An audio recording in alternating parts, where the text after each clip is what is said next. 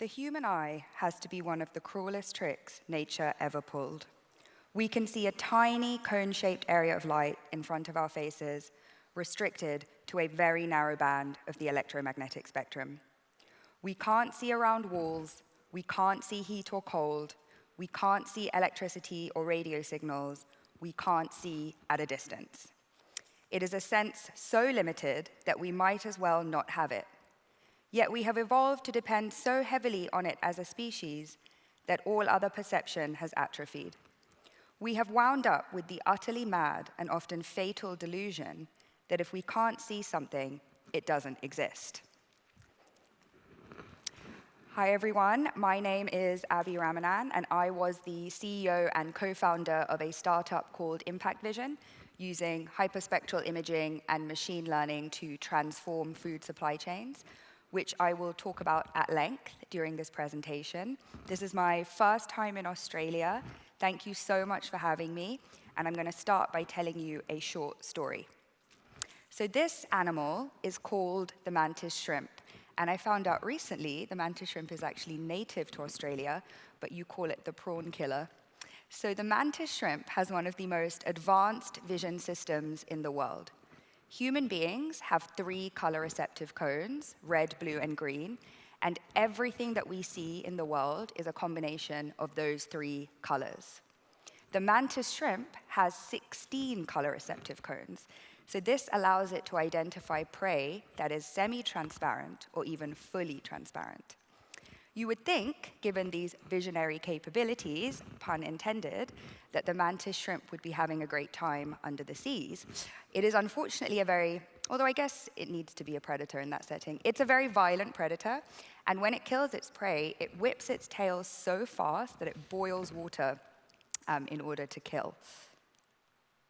Similarly, if you have a look at the 2 flowers on the screen, the human eye perceives the flower in the way of the yellow flower, but a bee perceives the same flower in a completely different way because it has ultraviolet vision, which allows it to locate the nectar at the center of the flower. So just from these 2 brief examples, it immediately becomes apparent to us that being able to access more of the information that exists in the world could be useful. It's just that our eyes are limited and don't have those capabilities. What does this all have to do with food? Well, let me start off by outlining the problem. So today, 1/3 of all the food produced in the world is wasted. This is a catastrophe, not just as a result of the wasted food, but the energy, land, and labor that goes into producing these commodities. And this costs the global economy around $1.2 trillion annually. And there is also another growing problem, a rising area of crime called food fraud. This is the intentional substitution or mislabeling of food products. And in Australia, this costs the economy around $3 billion a year. And according to AgriFutures, the products that are at highest risk are wine, veal, and fish. There are many examples. It's one of the fastest growing areas of crime. So for example, adulterating milk powder with melamine resulted in infant death. Or in the US, if you purchase red snapper, 9 times out of 10, you're more likely to be getting cheaper factory-farmed tilapia. The problem is that for the human eye, telling the difference between 2 white powders or 2 fillets of fish is difficult, if not impossible. But we really need techniques and technologies that can provide real-time, objective information, not just about food quality, but also product authenticity.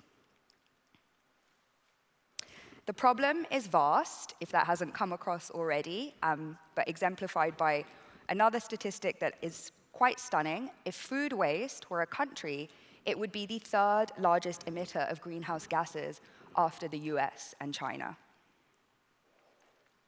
And it happens at all points along the supply chain. So in California's Salinas Valley, just a couple of hours from where I live in San Francisco, growers annually discard thousands of tons of leafy greens because they lack accurate information about the shelf life of these products and therefore how to distribute them and what locations they will be best suited for.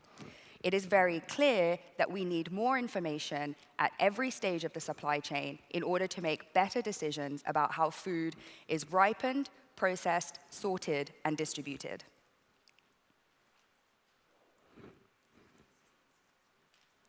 But when I was the CEO of Impact Vision, between 2016 and 2019, I visited hundreds of food distribution centers and processing facilities on multiple continents.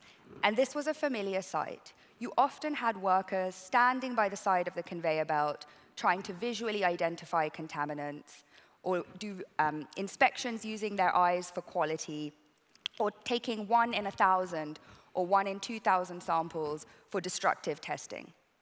This is a spectacularly inefficient way to process and manage the industrialized food system. And 50% of the waste that I have described happens upstream, even in developed nations, in the supply chain. So Impact Vision was a company that was leveraging 2 different technologies. We were utilizing hyperspectral imaging, and I'll talk a bit about what that is, and machine learning to provide real-time, non-invasive information about different food quality parameters, like freshness or ripeness or the presence of contaminants, but from images, to exponentially increase the amount of information that is available to food processors and distributors to improve the decision-making so that they can ripen and process and sort food in a much more objective manner, really driving all of those gains all the way down to food service and retail. So hyperspectral imaging itself is a combination of 2 different techniques. Spectroscopy, and just as every human being has a unique fingerprint, every object in the world has a unique spectral fingerprint or signature, and that is based on how it reflects light. So hyperspectral imaging takes this chemical fingerprinting technique and combines it with computer vision. Why is this important? If you're looking at just a single pixel, it could be a lean pixel, it could be a fat pixel. It doesn't tell you something about the distribution of the parameters across the sample. But by using computer vision, you're able to measure reflectance across hundreds of pixels, and you get a much better understanding and a much better representation of quality across the sample. And then we built models that interpreted these images and made real-time predictions of food quality. So hyperspectral imaging is not a new technology. It was actually developed for use in space by NASA. So they used to bounce light across the solar system and use it to understand the composition of different planets, etc. And since these cosmic applications, it has been on a journey where the size and price of these sensors has been decreasing steadily. We worked with one of the first sensors that was ruggedized and designed for use in industrial environments, such as conveyor belts, sorting machines, rejection systems, etc. At the same time, and there has been a lot of discussion about AI already, and AI is largely enabled, or at least a significant driver is the explosion in computational power. At the same time, there was this explosion in computational power, which allowed us to do real-time transmission of these images in order to get back the insights. And this is important because a hyperspectral image, one image, can be up to 700 megabytes, and that is the size of a small movie. So until recently, being able to do real-time transmission of those images and get back actionable insights was not possible. We launched our first product with Mexico's largest sugar processor, and this was in fact a product not for quality, but for detecting contaminants, specifically non-magnetic contaminants like plastic, paper, rubber, etc. Even, for example, small creatures like frogs. A woman in California found a frog in her salad, and it caused quite a stir, and she decided to keep the frog as a pet, so the frog had a happy ending, but the food company had an expensive product recall. Non-magnetic contaminants are a big driver of product recalls, the 3rd leading cause.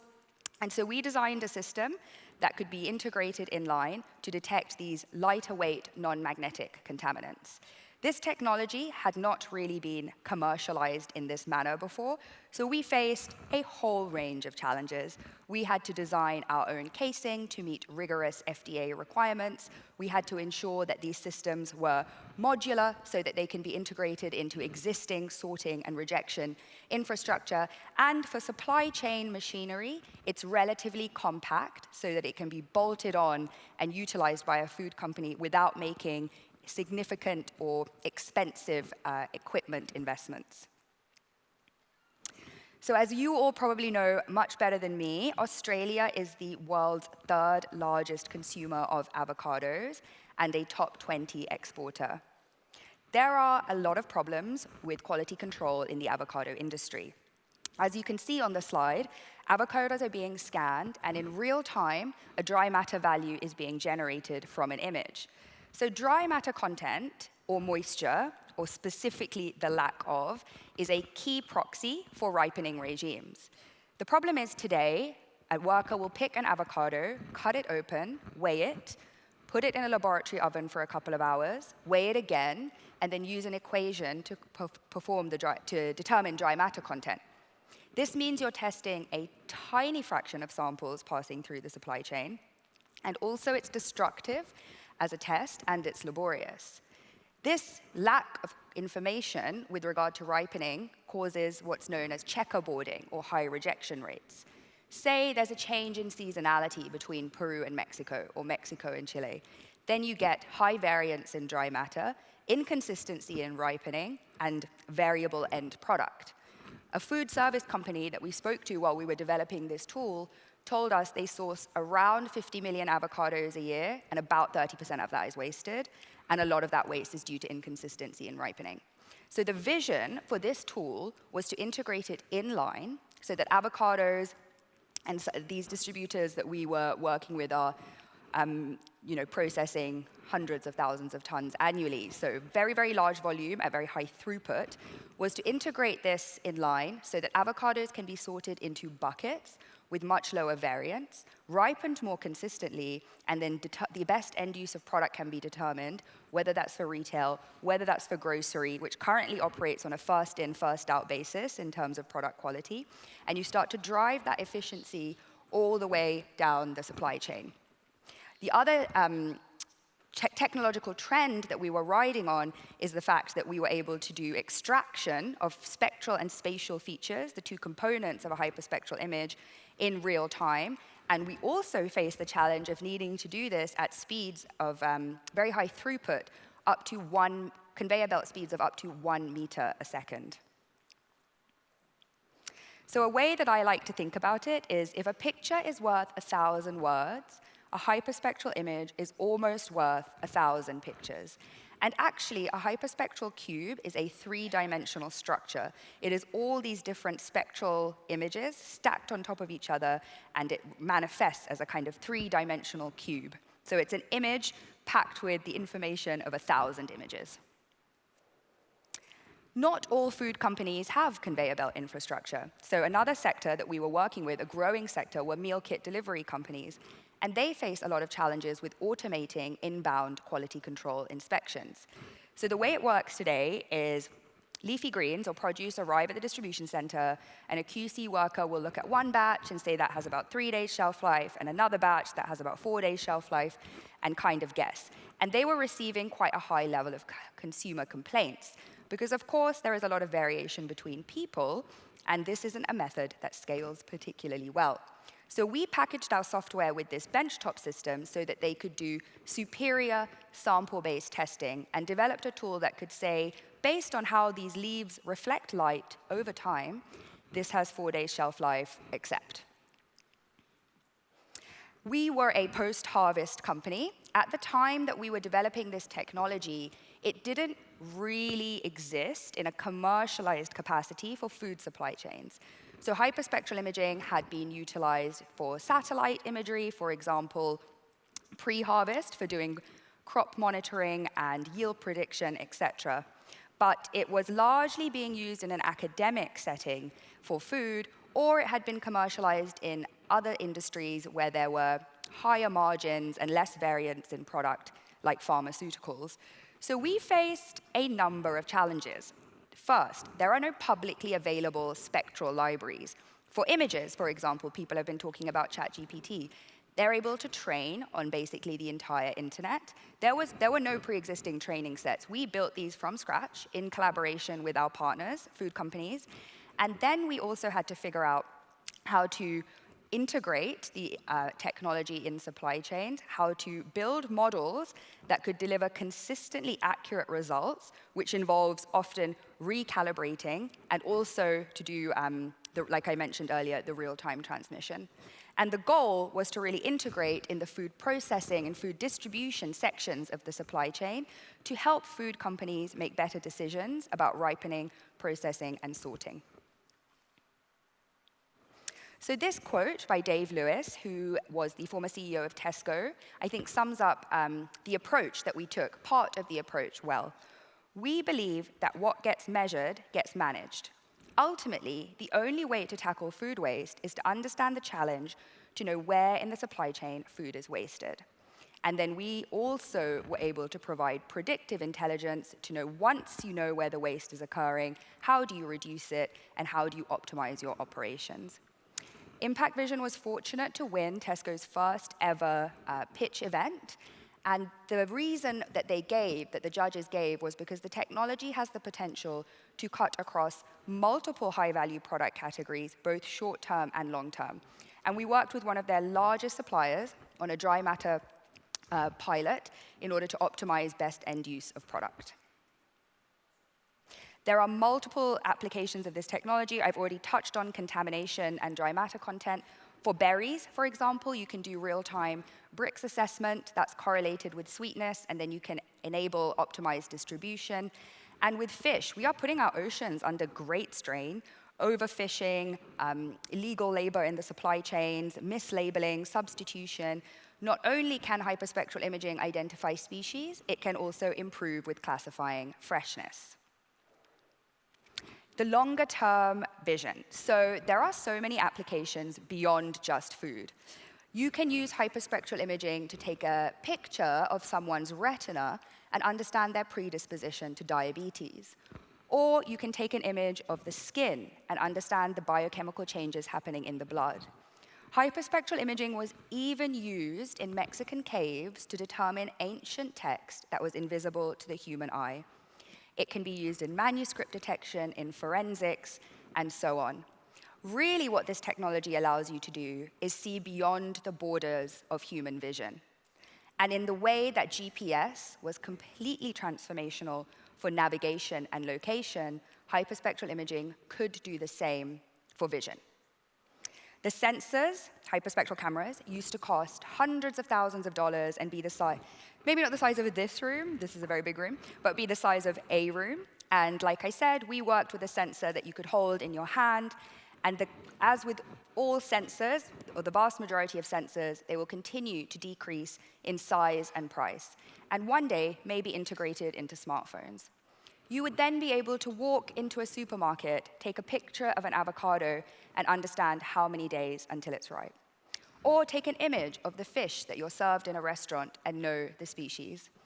And we think that this ability to empower us to have vision like the mantis shrimp will completely change the way that we see the world. And the conclusion, the end of this story, 10 days before the first COVID lockdown in San Francisco, Impact Vision was acquired by another food tech company called Appeal Sciences, also based on the west coast of California. They are developing a plant-based coating in order to extend produce shelf life and improve product quality. And they are currently working on a suite of non-destructive quality control tools and plan to commercialize those along with Impact Vision's technology as part of their overall QC platform. And with that, I will end. Thank you so much.